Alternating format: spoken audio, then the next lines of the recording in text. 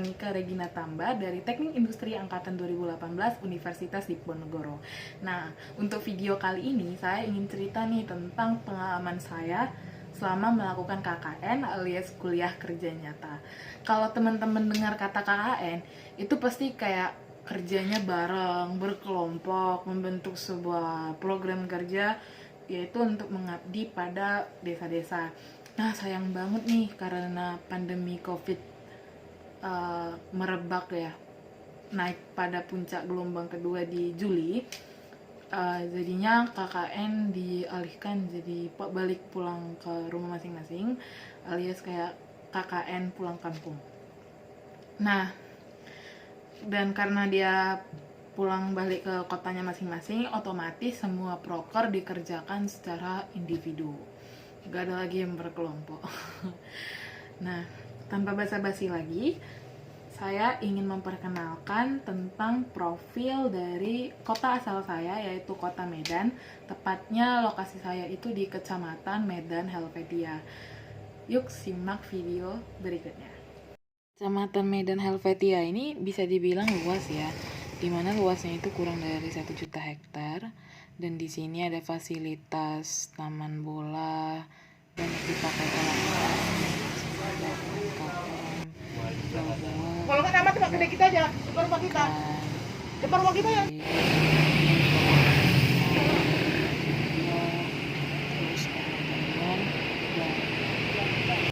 UMKM kecil. Untuk program kerja KKN sendiri, saya dari kampus itu ada 2 tema. Pertama SDGs alias Sustainable Development Goals, yang ada 30 itu di sini. Dan juga proker tentang terkait pandemi COVID-19.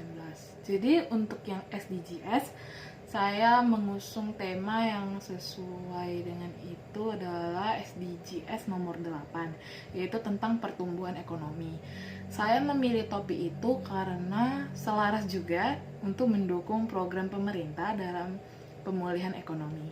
Nah, program SDGs saya adalah sini, itu tentang membangun ekosistem digital marketing di UMKM. Tapi saya nggak semua UMKM yang di Kecamatan Medan Helvetia itu saya latih atau saya bina. Cuma satu aja, yaitu UMKM Brokeback Glow, di mana peran saya di situ adalah benar-benar mengembangkan sistem digital marketing mereka. UMKM Brokeback Glow itu sebenarnya udah go online. Mereka udah melakukan banyak postingan di sosial media, juga di Shopee, e-commerce. Tapi sayangnya di UMKM tersebut itu belum maksimal dari segi digital marketingnya, masih kurang konsisten, dan juga pendistribusian kontennya masih rada kurang tepat. Jadi jujur dari UMKM tersebut tuh masih banyak potensi yang bisa dikembangkan lagi supaya ya usahanya gitu makin besar gitu ya. Nah, pembangunan ekosistem digital marketing ini saya pakai framework yang udah terkenal, yaitu AIDA. AIDA itu kepanjangan dari Attention, Interest, Desire, and Action. Nah, untuk penjelasan marketing funnel alias framework ini bisa dilihat lebih jelas pada slide berikut. Kalau dari slide marketing funnel yang udah dilihat di slide sebelumnya, itu kelihatan banget ya bahwa bentuknya itu seperti corong. Nah, corong itu merupakan bentuk dari customer journey. Jadi gimana sih caranya customer tuh bisa langsung membeli? Nggak ada, itu jarang banget ada customer yang sekali lihat langsung beli, unless itu benar-benar barang yang brand lama kayak it's always in the top of the mind, dan juga barang kebutuhan sehari-hari kayak misalnya lihat tempe goreng langsung beli tempe kan ya, nggak kepikiran tempe ini merek apa atau apa. It's not that complicated. Nah, maka dari itu AIDA, yaitu pertama sekali awareness, itu perlu banget bagi para pemilik bisnis ataupun UMKM itu untuk nyebar awareness ke sekelilingnya ataupun ke seluruh Indonesia ini kalau bisa. Jadi awareness seperti apa yang dibangun. Jadi orang-orang tuh goals dari awareness tuh orang-orang tahu bahwa merek itu ada, brand itu ada, UMKM itu ada dan menjual ini gitu. Nah, ketika udah paham gitu loh, oh brand ini jualnya ini, nah bakal masuk ke tahap selanjutnya yaitu interest. Karena mereka udah mulai tertarik nih. Kalau mereka tertarik pasti mereka kepo loh, mau banyak tahu kan ya. Bisa cari brand itu di Google, bisa cari informasi lainnya, bisa di stalking sampai habis postingannya. Jadi itu kalau interest. Nah, ketika interest dia makin tertarik nih, ih bagus banget ya gitu. Jadi lama-lama kayak ada desire, yaitu keinginan. Tadi interest, tertarik, ini keinginan gitu. Nah, jadi mereka makin ingin gitu loh. Cuma kadang kayak tunggu 8.8 lah yang sekarang ini, ada tunggu diskon kemerdekaan lah kayak gitu kan ya. Nah, jadi it still be in desire, which is it's a stage 3 ya. Nah, ketika udah ada momen yang pas bagi si konsumen, calon konsumen ini untuk membeli, and they will take an action, which is go buy the product, atau bisa juga mungkin follow akun bisnis tersebut. Jadi that's how framework AIDA works. Nah, tugas saya di situ adalah saya kan kerjanya sesuai dengan framework AIDA ya. Jadi yaitu kan sebagai awareness. Jadi dalam membangun awareness sebuah brand, sosial media itu memang cara yang paling cepat untuk orang-orang bisa tahu. Dan kunci utama juga sebenarnya. Broke But Glow sebagai UMKM dia udah melaksanakan itu, they have go online. Tapi ada dua hal dalam sosial media itu about appear and present. Appear itu kayak ya udah saya sekedar ada, tapi present itu hadir. Ada online presence di sosial media. Jadi hadir menemani followers ataupun bikin konten-konten yang lebih menarik lagi untuk narik calon customer baru gitu.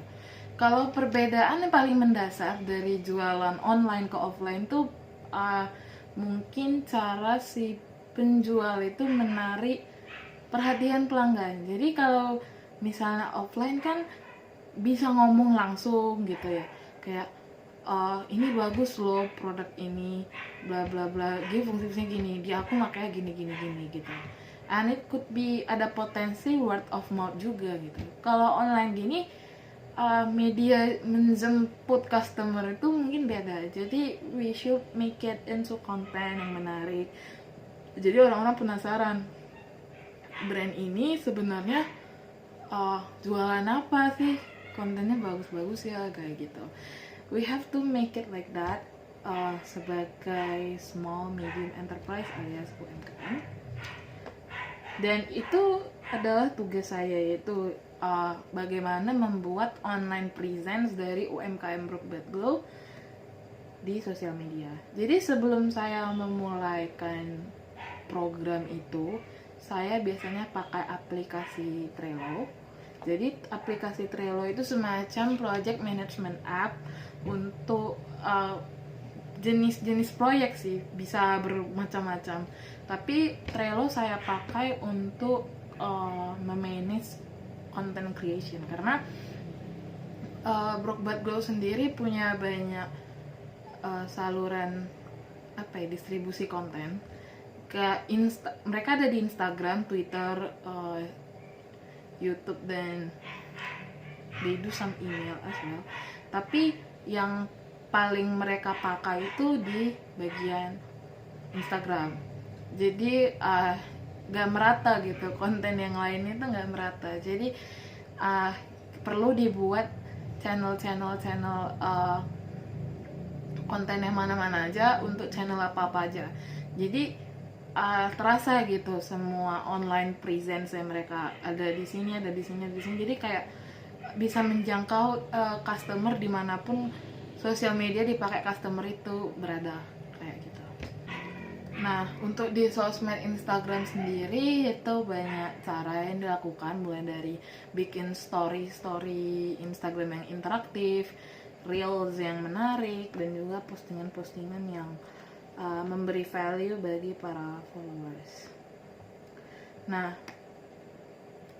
selain presence di sosial media, salah satu hal yang diperlukan adalah kita juga perlu presence di Google. And menurut gue mungkin aset digitalnya masih sebatas sosial media. They don't have website, they don't have any blog. Padahal hal-hal kayak gitu penting banget. Jadi biar orang itu building trust as well juga gitu. So saya juga membuat presence mereka di Google, yaitu dengan membangun website. Membangun website ini adalah pekerjaan yang jujur menyita waktu paling lama dari dua proyek tadi, yang SDGs dan COVID-19. Dan website ini juga saya gunakan untuk menggait interest orang-orang juga gitu. Jadi kalau di website itu kan ada beberapa halaman ya, you can see in here. Dan di beberapa halaman itu agak lama pengerjaannya itu di bagian yang SEO blogging. Jadi konten yang berbasis konten tulisan yang berbasis SEO. Makanya gini, orang nggak akan berminat kalau dia nggak punya kita nggak punya value buat kita tawarkan ke mereka gitu. Dan it should be free, harus gratis, karena kalau nggak bisa digayat gitu ya kan. Nah, value yang saya buat agar orang-orang tertarik pas searching juga dan pas visit website adalah dengan membuat ebook. Nah, ebook yang saya tulis untuk Broad Bakul adalah ini. Nah, misalnya mereka tertarik untuk dapatin ebook itu, pasti mereka harus sign up email, appear lightbox kayak tadi, dan iya gitu caranya menambah database. Itu adalah sekilas tentang program kerja pertama saya. Next, tentang program kerja kedua. Pada program kerja kedua, saya membuat tutorial tentang cara membuat hand sanitizer. Sebenarnya gunanya adalah agar masyarakat aware tentang pentingnya kebersihan di era pandemi. Juran aja ya, semenjak pandemi ini living cost tuh semakin meningkat karena kita nggak sekedar sandang pangan papan, kita butuh masker sebagai ini udah kebutuhan primer banget ya, masker dan juga hand sanitizer, karena kemana-mana kayak beware of kuman, bakteri supaya hilang di tangan. Nah, saya ingin menekankan di program kerja tersebut bahwa kalau bikin hand sanitizer itu nggak susah gitu, dan murah caranya, jadi gampang, murah, jadi kayak nggak ada excuses lagi lah kalau misalnya ribet beli hand sanitizer atau males gitu. Padahal lebih ribet cuci tangan, kemana-mana cuci tangan, dan ada potensi bikin tangan kering juga kalau cuci tangan terlalu sering. Nah, video tersebut saya unggah di YouTube dan saya juga mencoba sosialisasi pada masyarakat tentang video tersebut dan bagi-bagi ya hand sanitizer yang udah saya buat, saya bagi-bagikan kepada mereka secara gratis. Dan perjalanan KKN online saya, terima kasih banyak yang buat nonton, jangan lupa like dan komennya ya. Dadah.